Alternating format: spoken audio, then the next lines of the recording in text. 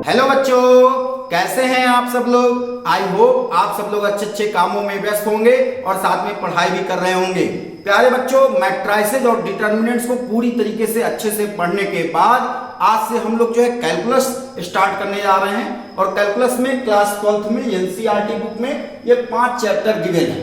Chapter number 5 में है continuity and differentiability. इस चैप्टर में हम देखेंगे कि किसी भी फंक्शन, कोई भी फंक्शन कब कंटिन्यूअस होगा, कब डिसकंटिन्यूअस होगा, और साथ में फंक्शन का हम डिफरेंशिएशन निकालना सीखेंगे। हर एक तरीके के फंक्शन का डिफरेंशिएशन निकालना सीखेंगे। तो यह चैप्टर अपने को आना ही आना चाहिए, है ना। बहुत इंपॉर्टेंट चैप्टर है, आसान चैप्टर है, प्यार से पढ़ेंगे हर एक चीजें समझ में आएंगी। फिर जब ये चैप्टर आप लोगों को आने लगेगा तब आप chapter number 6 application of derivatives पढ़ सकते हैं। एप्लीकेशन ऑफ डेरिवेटिव में जो आप डिफरेंशिएशन चैप्टर नंबर 5 में सीखेंगे उन्हीं का हम एप्लीकेशन सीखेंगे। फिर नेक्स्ट चैप्टर रहेगा चैप्टर नंबर 7 जिसमें हम इंटीग्रल्स पढ़ेंगे। इंटीग्रल्स का मतलब इंटीग्रेशन, है ना। जो डिफरेंशिएशन का रिवर्स प्रोसेस होगा, डिफरेंशिएशन हम चैप्टर नंबर 5 में पढ़ चुके होंगे, उसी का रिवर्स प्रोसेस सीखेंगे। आप पहले सीधे चलना सीखेंगे, फिर इसके बाद उल्टा चलना सीखेंगे। तो चैप्टर नंबर 5 आएगा, तभी आपको चैप्टर नंबर 7 आएगा। फिर इंटीग्रल पढ़ने के बाद, मतलब इंटीग्रेशन पढ़ने के बाद फिर हम आगे चलेंगे और पढ़ेंगे chapter number 8 application of integral. Application of integral का मतलब जो हम चैप्टर नंबर 7 में इंटीग्रेशन सीख चुके होंगे उन्हीं का हम एप्लीकेशन सीखेंगे। और फिर इसके बाद चैप्टर नंबर 9 पढ़ेंगे। लास्ट चैप्टर रहेगा कैलकुलस का डिफरेंशियल इक्वेशन। और इस डिफरेंशियल इक्वेशन में आपको डिफरेंशिएशन भी आना चाहिए और इंटीग्रेशन भी आना चाहिए। तो एक तरीके से ये पांचों चैप्टर एक दूसरे से कनेक्टेड हैं और बहुत मजा आने वाला है। बहुत आराम से पढ़ना है, प्यार से पढ़ना है, हर एक चीज को धीरे धीरे समझना है। सब एक दूसरे से कनेक्टेड रहेंगे। और ये बोर्ड एग्जाम के लिए इतना ज्यादा इंपॉर्टेंट है, इतना ज्यादा इंपॉर्टेंट है कि ये पांचों चैप्टर पढ़ करके कोई भी बोर्ड का बच्चा हो आसानी से पास हो सकता है। हर एक बोर्ड एग्जाम में, चाहे कोई भी बोर्ड एग्जाम हो, इन पांचों चैप्टर से 40 to 45% जो है मार्क्स का क्वेश्चन आता है। 40 से 45%, है ना। आपको ये पांचों चैप्टर आने चाहिए। क्लास 12 के अलावा भी आगे आप फ्यूचर में बीएससी करेंगे या बीटेक में जाएंगे तो वहां पर भी आपको डिफरेंशिएशन और इंटीग्रेशन के बिना काम नहीं चलना है ना। तो ये पांचों चैप्टर आपको बहुत अच्छे से आना ही आना चाहिए। तो चलिए शुरू करते हैं chapter number 5 continuity and differentiability. Chapter number 5 में हमें दो चीजें पढ़नी है, कंटिन्यूटी एंड डिफरेंशियबिलिटी। तो सबसे पहले हम कंटिन्यूटी देखते हैं। कंटिन्यूटी जैसा कि नाम में है कंटिन्यूटी, कंटिन्यूटी का मतलब जिसमें कंटिन्यूटी हो, कंटिन्यूअस हो, सतत हो, लगातार हो, है ना।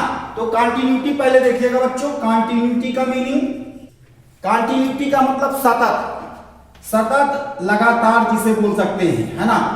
मतलब किसी भी फंक्शन का हम ग्राफ ड्रा करें और ग्राफ ड्रा करने पर वो फंक्शन कंटिन्यूअस हो, है ना। अपन दूसरे शब्दों में बोल सकते हैं कि किसी भी फंक्शन के ग्राफ ड्रा करने में अगर हमें हाथ न उठाना पड़े तो ऐसे फंक्शन को हम कंटिन्यूअस फंक्शन बोलेंगे। मोटा मोटा हम ये डिफिनेशन दे सकते हैं कि a graph of a function which can be drawn without lifting a pen is known as continuous function, है ना।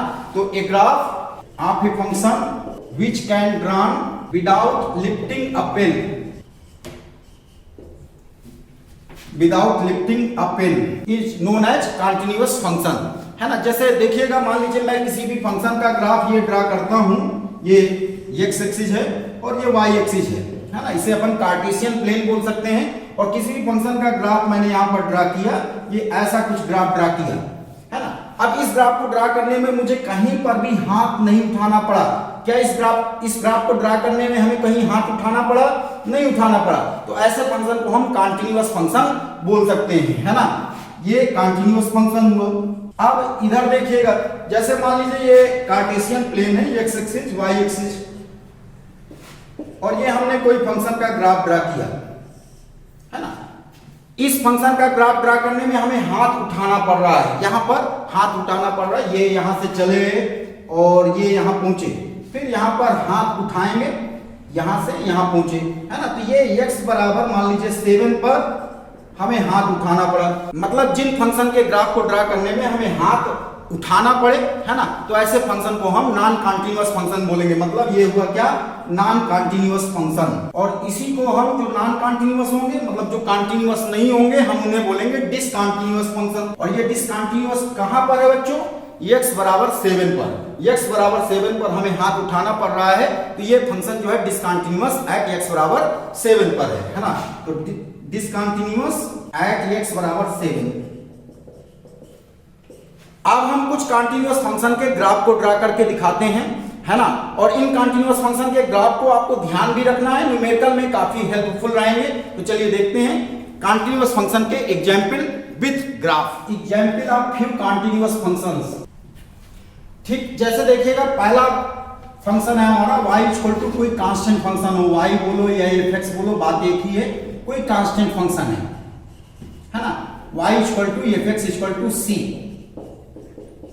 जैसे मान लीजिए y इक्वल टू 3 है ना, y इक्वल टू बोलो या f(x) बोलो, बात एक ही है, y इक्वल टू f(x) बराबर 3 है ना। तो इस फंक्शन का ग्राफ हम कैसे ड्रा करेंगे, ये हमारा कार्टेशियन प्लेन हो गया, x एक्सिस y एक्सिस। अब y बराबर कांस्टेंट, y बराबर कांस्टेंट आपको मालूम होना चाहिए ये x एक्सिस के पैरेलल लाइन होती है। y बराबर कांस्टेंट कोई भी फंक्शन है तो वो x एक्सिस के पैरेलल होगी। और अगर ये कांस्टेंट पॉजिटिव है तो ये x एक्सिस के एबव बनेगा ग्राफ, और अगर कांस्टेंट नेगेटिव है तो ये x एक्सिस के बिलो बनेगा, है ना। मान लीजिए y बराबर 3 का मैं ग्राफ ड्रा कर रहा हूं, तो y बराबर 3 वाला ग्राफ ये 3 पॉइंट से होकर के जाएगा और x एक्सिस से पैरेलल रहेगा। ये y इक्वल टू 3 का ग्राफ हुआ। अब ये ग्राफ देख रहे हैं कि इस ग्राफ को ड्रा करने में हमें कहीं पर भी हाथ नहीं उठाना पड़ रहा है, तो ये फंक्शन हमारा कैसा, कॉन्टिन्यूअस फंक्शन है ना। तो आप ध्यान रखेंगे बच्चों कि y बराबर 3, y बराबर 7, y बराबर -3, है ना। y बराबर -3 का ग्राफ नीचे से जाएगा और -3 पॉइंट से होता हुआ x एक्सिस के पैरेलल रहेगा, है ना। तो ये कॉन्टिन्यूअस फंक्शन हुआ। अब लीनियर फंक्शन देखिएगा, दूसरा एग्जांपल कॉन्टिन्यूअस फंक्शन का लीनियर फंक्शन। जैसे मान लीजिए हमारा पास फंक्शन है y इक्वल टू f(x) बराबर x, है ना। और इसका ग्राफ आपको मालूम होना चाहिए कि y बराबर f(x) बराबर x का ग्राफ कैसे बनता है। y बराबर x बोले या f(x) बराबर x बोले, बात एक ही है ना। ये x एक्सिस हुई और ये y एक्सिस हुई, और इसका ग्राफ ऐसा रहता है y इक्वल टू x का ग्राफ, है ना। ये y इक्वल टू x का ग्राफ है। और ये ग्राफ कैसे ड्रा किया गया, ये आपको छोटी क्लास में सिखाया गया है ना।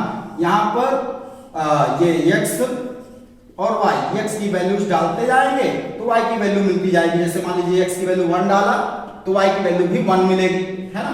x की वैल्यू 2 डाला तो y की वैल्यू भी 2 मिलेगी, x की वैल्यू 3 डाला तो y की वैल्यू भी 3 मिलेगी। आप निगेटिव वैल्यू भी डाल सकते हैं, x की वैल्यू 4 डाला तो y की वैल्यू 4 मिली, है ना। x की वैल्यू 5 डालेंगे तो y की वैल्यू 5 मिलेगी।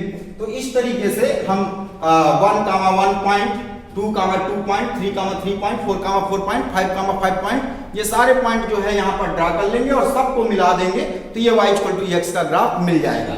अब ये ग्राफ में खासियत क्या रहती है कि y इक्वल टू x का ग्राफ जो है x एक्सिस और y एक्सिस दोनों से 45 का एंगल बनाता है। ये यहाँ पर भी 45 का एंगल है और यहाँ पर भी 45 का एंगल है।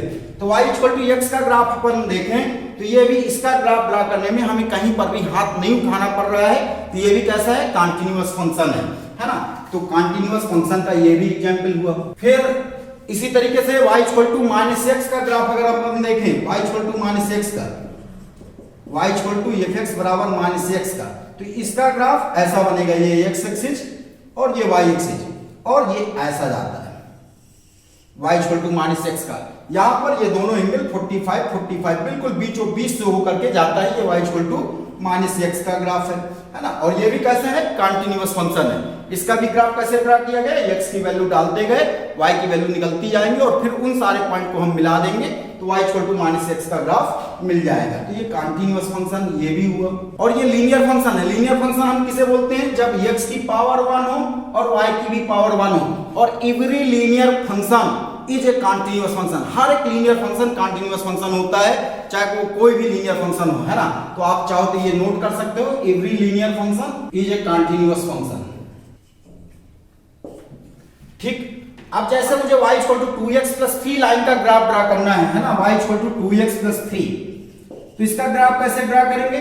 कोई भी लाइन का ग्राफ ड्रा करने के लिए, किसी भी लाइन को ड्रा करने के लिए हमारे पास एटलीस्ट 2 पॉइंट होने चाहिए, कम से कम 2 पॉइंट होने चाहिए। अगर 2 पॉइंट हमें मालूम है तो हम उस लाइन को ड्रा कर सकते हैं, है ना, कम से कम 2 पॉइंट। जैसे मान लीजिए ये 2 पॉइंट हमें इस लाइन पे मालूम है, तो इन दोनों पॉइंट को हम मिला देंगे तो ये लाइन हमारी मिल जाएगी। अब इस लाइन के हम 2 पॉइंट कैसे पता करें? कोई भी आप 2 पॉइंट ले लीजिए। x की वैल्यू मान लीजिए मैं 0 रखता हूं, x की वैल्यू 0 पुट करूंगा तो y की वैल्यू मिलेगी 3।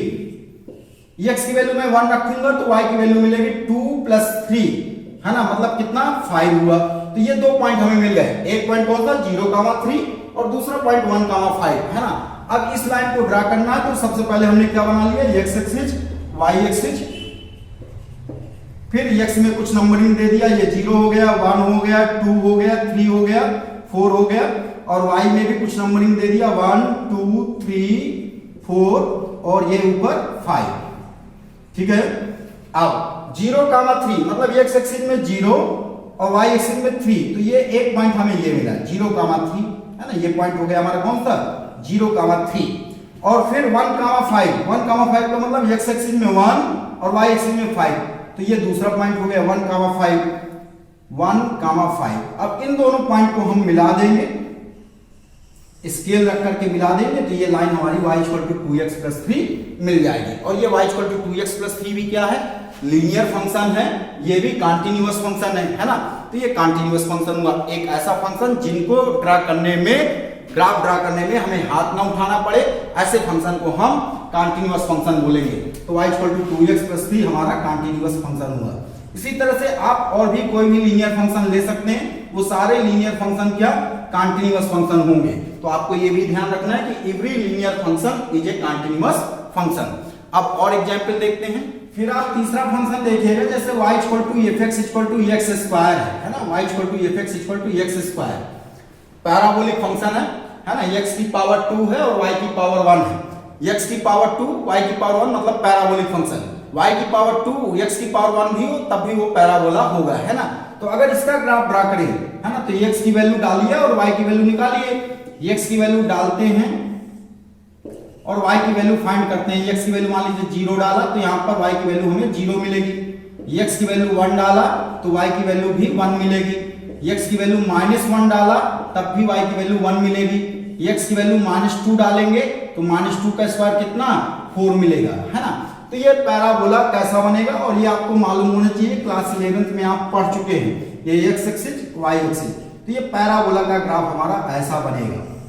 ये इन सारे पॉइंट से अगर हम मिलाएंगे, और भी पॉइंट आप डाल सकते हैं, है ना, तो x की वैल्यू डालते जाएंगे, y की वैल्यू मिलती जाएगी। तो ये सारे पॉइंट्स को मिलाते जाएंगे तो अपना ऐसा पैराबोला मिलेगा। अब ये पैराबोला आप देखेंगे ये भी क्या है, कंटीन्यूअस फंक्शन है। तो ये पैराबोला भी कंटीन्यूअस फंक्शन हुआ। अब अगर y = -x² का ग्राफ की बात करें तो y = -x² का ग्राफ बिल्कुल ऐसा ही बनेगा, लेकिन उसका मुंह किधर, नीचे खुला रहेगा। इसका मुंह कहां, ऊपर खुला है। इसे हम यूपी बोल सकते हैं। यूपी का मतलब अपवर्ड पैराबोला, है ना, यूपी का मतलब अपवर्ड पैराबोला। अपवर्ड पैराबोला का मतलब जिसका मुंह ऊपर की तरफ खुला हो, है ना। अब y = -x² का बिल्कुल इसी प्रोसेस से अगर हम ग्राफ ड्रा करेंगे तो उसका ग्राफ ऐसा कुछ बनेगा। और ये क्या होगा, डाउनवर्ड पैराबोला, डीपी का मतलब डाउनवर्ड पैराबोला, ठीक। अब जितने भी पॉलिनोमियल फंक्शन होते हैं, पॉलिनोमियल फंक्शन का मतलब x की पावर 2 वाले, x की पावर 3 वाले, x की पावर 4 वाले, वो सारे के सारे जो है कंटीन्यूअस फंक्शन होते हैं, है ना। तो आप चाहो तो ये पॉइंट भी नोट कर लो, every polynomial function is continuous function. जैसे अगर आपसे बोला जाए y = x³ + 3x² - 5x + 7, तो ये भी कंटीन्यूअस फंक्शन होगा, है ना। आपसे बोला जाए y = x की पावर 4 + x² + 2, ये भी कंटीन्यूअस फंक्शन होगा। तो पॉलिनोमियल फंक्शन का मतलब x की पावर 3 आए, x की पावर 4 आए, x की पावर 7 आए, है ना। तो ऐसे फंक्शन अपने कंटीन्यूअस फंक्शन होते हैं, ठीक। तो अब नेक्स्ट देखते हैं मॉडुलस फंक्शन। नेक्स्ट आपको समझना है मॉडुलस फंक्शन। मॉडुलस फंक्शन का मतलब y = mod x, है ना। अपन इसे fx भी बोल सकते हैं, fx बोलो या y बोलो, बात एक ही है। अब y = mod x, आपको सबसे पहले मॉडुलस x की डिफिनेशन मालूम होनी चाहिए। mod x होता क्या है, हाँ। तो y = mod x क्या होता है, x और -x। x कब होता है, if x greater than or equal to 0 है ना, x पॉजिटिव हो या 0 के बराबर हो तो मॉडुलस x जो है x होगा। और if modulus x minus x कब होगा, जब x निगेटिव हो, है ना। तो मॉड x की आपको ये डेफिनेशन याद होनी चाहिए, बहुत काम की है। मॉडुलस x क्या होता है, x if x greater than or equal to 0, और मॉड x क्या माइनस x होता है कब, जब x निगेटिव हो, है ना। इसके ग्राफ की बात अगर हम करें, है ना, तो इसका ग्राफ कैसे बनेगा, ये x एक्सिस और ये y एक्सिस। यहां पर है y equal to x, y equal to x, y equal to x line जो है अभी मैंने थोड़ी देर पहले आपको ड्रा करना सिखाया। y equal to x line अपनी ऐसे बनती है। ये कौन सी लाइन है, y equal to x line. अब ध्यान से देखिएगा बच्चों, y equal to x line मुझे कहां बनाना है, x positive side, x positive side इधर होता है, x ग्रेटर देन, है ना। तो x पॉजिटिव साइड में y equal to x line बनाऊंगा और निगेटिव साइड से ये लाइन को हटा दूंगा, है ना। तो ये y equal to x line को निगेटिव साइड से मैंने हटा दिया, किधर साइड बनाया, केवल पॉजिटिव साइड। इसमें 0 भी इंक्लूड है, तो यहां पर मैं डॉट बना सकता हूं, डॉट, है ना। और ये x greater than or equal to 0 के लिए y equal to x line जो है हमारी बन गई। अभी थोड़ी देर पहले मैंने आपको y equal to minus x line भी बनाना सिखाया। y equal to minus x line हमारी ऐसे बनती है, ये y equal to minus x line है। लेकिन ये y equal to minus x line मुझे कहां बनाना है, x निगेटिव साइड, और x निगेटिव साइड इधर होता है ना। x निगेटिव साइड में ये y equal to minus x line को बनाऊंगा और पॉजिटिव साइड से इसको हटा दे रहा हूं। तो ये x निगेटिव साइड जो है y equal to minus x line बन गई। ये बनी है y equal to x line और ये वाली बनी है y equal to minus x line. तो ये किस फंक्शन का ग्राफ बन गया, मॉडुलस फंक्शन का, है ना। y equal to mod x का ग्राफ बन गया। और ये आप ग्राफ से देख रहे हैं कि ये मॉडुलस x का ग्राफ ड्रा करने में भी हमें कहीं पर भी हाथ नहीं उठाना पड़ेगा। तो ये भी कैसा हुआ, कंटीन्यूअस फंक्शन, है ना। तो y equal to mod x also is a continuous function, continuous function. और आप लोग ये भी ध्यान रखिएगा कि कहीं पर भी किसी भी फंक्शन में मॉडुलस लगा हो तो वो फंक्शन ऑलवेज कंटीन्यूअस फंक्शन होगा, जैसे mod sin x, mod cos x, है ना। तो ऐसे फंक्शन जो है कंटीन्यूअस फंक्शन होते हैं, ठीक। अब ये मॉडुलस फंक्शन की हम डेफिनेशन को ऐसे भी लिख सकते हैं, छोटा छोटा बातें हैं, ये कंफ्यूज हो जाते हैं बच्चे, तो आप थोड़ा सा ध्यान से देखिएगा। y बराबर fx बराबर मॉड x, ये इक्वल का साइन मैं यहां पर भी लगा सकता हूं, है ना।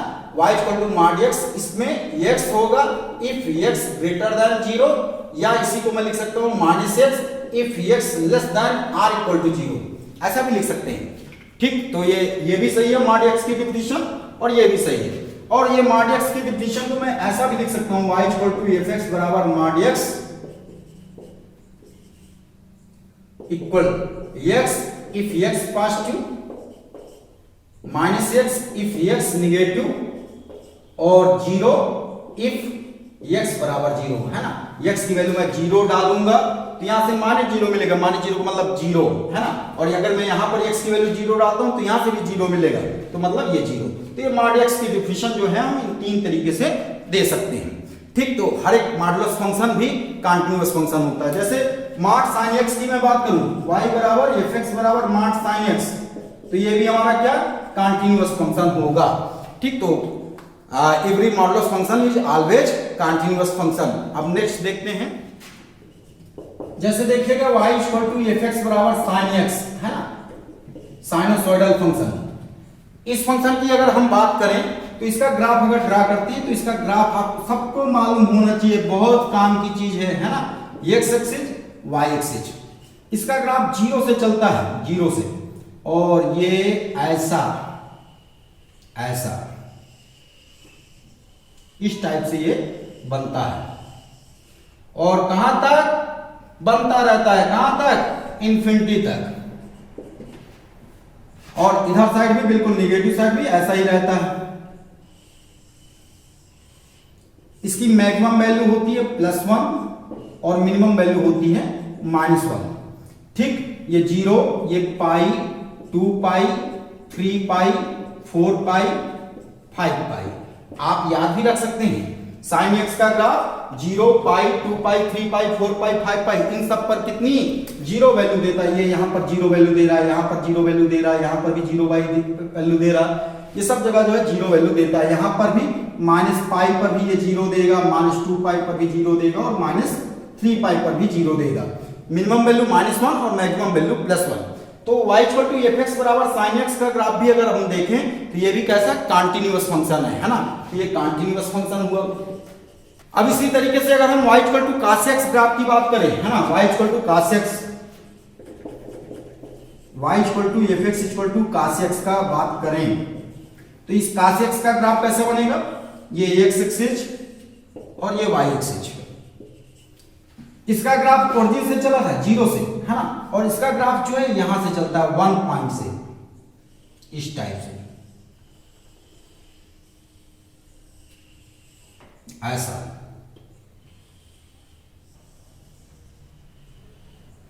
ठीक, तो ये y equal to cos x का ग्राफ है, ये 0 यहां पर होता है π/2 और यहां पर आता है 3π/2 और यहां पर आता है 5π/2 और यहां पर आता है 7π/2।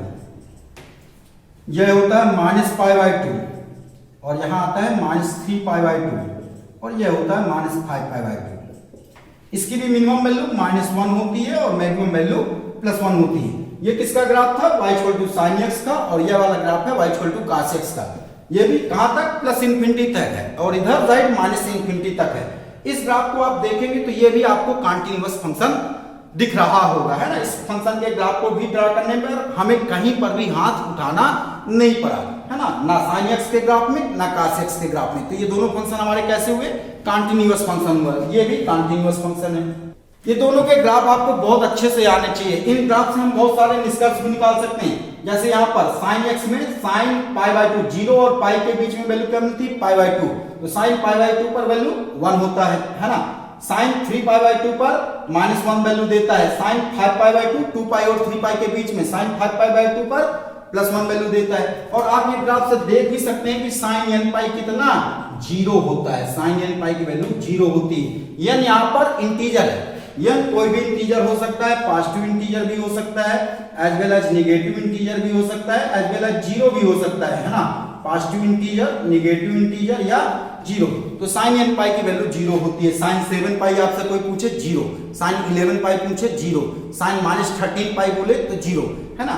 और यहां से अपन देखेंगे तो 8 multiple of pi, 8 multiple of π/2, ये यहां पर वैल्यू कितनी 0 मिलेगी। जैसे 1π/2, 3π/2, 5π/2, 7π/2। तो यहां पर अपन लिख सकते हैं cos 2n + 1 π/2, इसकी वैल्यू कितनी 0 होती है। अगर मैं यहां पर n की वैल्यू 0 डालूं तो cos π/2, cos π/2 की वैल्यू कितनी 0। अगर मैं यहां पर 1 डालूं n की वैल्यू 1 तो cos 3π/2, cos 3π/2 की वैल्यू भी कितनी 0, है ना। अगर यहां पर मैं n की वैल्यू 2 डालूं तो cos 5π/2, cos 5π/2 की वैल्यू कितनी 0। ठीक, यहां से आप ग्राफ से भी देख सकते हैं और ये रिजल्ट को आपको याद भी रखना चाहिए। ठीक, अगर मैं n की वैल्यू -1 डालूं, -1 डालूंगा तो 2 × -1 -2 हुआ, -2 + 1 -1, तो cos -π/2, cos -π/2 की वैल्यू भी कितनी 0, है ना। तो इस तरीके से sin x और cos x हमने देखा, ये दोनों कैसे कॉन्टिन्यूअस फंक्शन है। अब नेक्स्ट देखते हैं एक्सपोनेंशियल फंक्शन। एक्सपोनेंशियल फंक्शन को अगर अपन देखते हैं, एक्सपोनेंशियल फंक्शन का ग्राफ कैसा बनता है ना, e⁻x, इसे अपन क्या बोलते हैं, एक्सपोनेंशियल फंक्शन। तो एक्सपोनेंशियल फंक्शन का भी ग्राफ आपको याद रखना चाहिए, बहुत जरूरत पड़ता है, बहुत काम पड़ता है। x एक्सिस, y एक्सिस, है ना, y = e⁻x, e⁻x का ग्राफ हमारा ऐसा बनता है। x की वैल्यू जब 0 डालते हैं तो यहाँ पर ये 1 से कट होकर के जाता है ना। x की वैल्यू 0 डालने पर ये हुआ e⁻0, e⁻0 का मतलब 1, है ना, तो ये 1 से होकर के जाता है। ये y = e⁻x का ग्राफ है। और ये ग्राफ भी आप देखेंगे कि ये भी कैसा कॉन्टिन्यूअस फंक्शन है। अब अगर हम लॉगरिथमिक फंक्शन का मतलब log x, है ना, log वाले, तो y = f(x) बराबर log x। इसके ग्राफ की बात करें, इसमें log x में आपको तो ये सबसे पहले ये याद रखना कि ये x क्या होता है, पॉजिटिव होता है ना। आपने कभी नहीं सुना होगा कि log -3 की वैल्यू इतनी होती है, log -7 की वैल्यू इतनी होती है। तो log x में ये x ऑलवेज पॉजिटिव होता है। ठीक, तो log x का ग्राफ अगर हम ड्रा करें तो पहली बात तो इसमें x नेगेटिव होता नहीं है, x नेगेटिव होता नहीं है, इसका मतलब इसका ग्राफ नेगेटिव साइड नहीं बनेगा।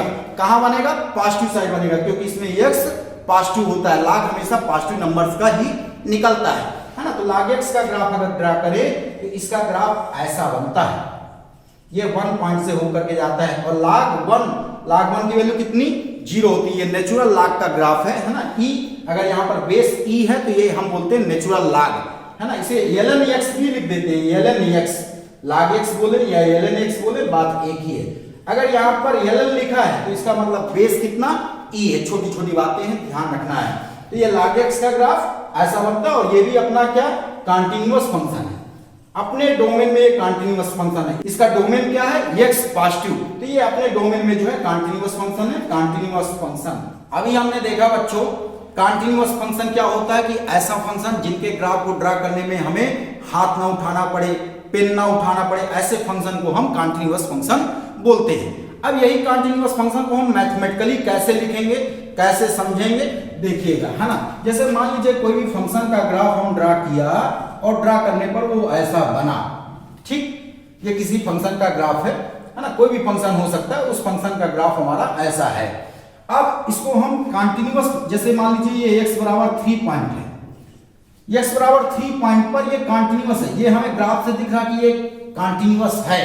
लेकिन इसको हम मैथमेटिकली कैसे लिखेंगे, ये चीज को समझना है मैथमेटिकली। इसे मैथमेटिकली लिखा जाएगा limit x tending to 3 minus fx is equal to limit x tending to 3 plus fx is equal to f3। अब इसका मीनिंग समझिएगा बच्चों। इसके पहले आप थोड़ा सा ये देखिएगा, लिमिट x टेंडिंग टू 3 लिखा जैसे कहीं, लिमिट x टेंडिंग टू 3, इसका मतलब क्या, इसको बोलते क्या है x टेंड्स टू 3, है ना। लिमिट x टेंड्स टू 3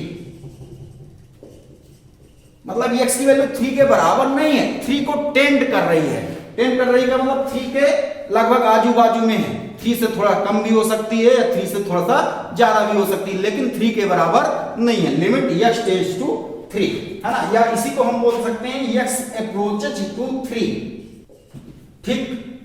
अब थोड़ा सा और यहां ध्यान दीजिएगा, limit x tending to 3 minus लिखा है, इसका मतलब 3 माइनस का मतलब 3 से थोड़ा सा कम, 3 से थोड़ा सा कम पर फंक्शन की क्या वैल्यू होगी, है ना। 3 से थोड़ा सा कम का मतलब x टेंडिंग टू 3 माइनस, इसका मतलब x की वैल्यू लगभग 2.9999, आप चाहो तो 2 3 9 और भी बढ़ा सकते हो, तो इस पर फंक्शन की क्या वैल्यू होगी, है ना।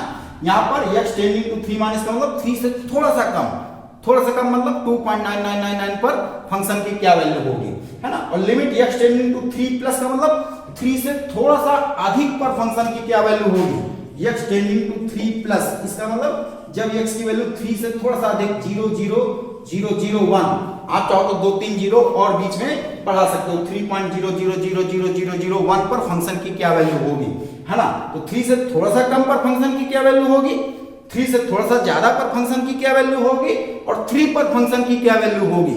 अगर ये तीनों चीजें बराबर हैं तो उस फंक्शन को हम क्या बोलेंगे, कंटिन्यूअस फंक्शन।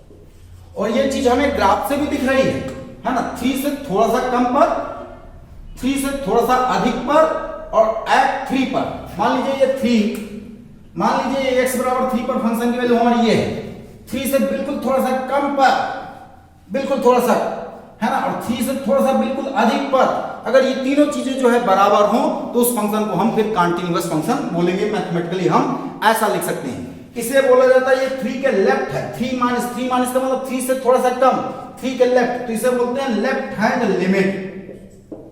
और ये 3 से थोड़ा सा अधिक, 3 प्लस का मतलब 3.00001, तो इसे बोलते हैं राइट हैंड लिमिट। और ये फंक्शन की वैल्यू, है ना, और कहां पर, एट x बराबर 3 पर। और ये राइट हैंड लिमिट भी कहां पर, एट x बराबर 3 पर। और लेफ्ट हैंड लिमिट भी कहां पर, एट x बराबर 3 पर।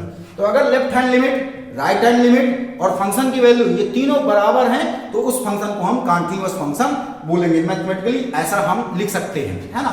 जैसे किसी जनरल पॉइंट पर बात करें हम, तो हम उसे लिखेंगे क्या, limit x tending to c minus, ये हो गया हमारा लेफ्ट हैंड लिमिट fx, और limit x tending to c plus fx, और फंक्शन की वैल्यू एट x बराबर c, तो इसे बोलेंगे fc।